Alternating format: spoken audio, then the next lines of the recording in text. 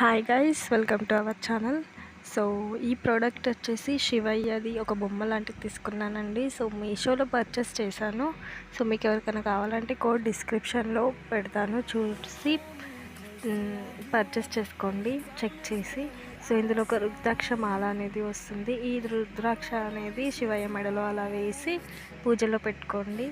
So నేను అలాగే పెట్టుకున్నాను. సో కొన్ని పిక్స్, ఒక చిన్న వీడియో అనేది నేను యాడ్ చేస్తాను, చూడండి. సో నేను ఇది కార్తీక పౌర్ణమి రోజు, దానికి ముందు తీసుకున్నాను. పౌర్ణమి రోజు పూజలో నేను పెట్టుకున్నాను.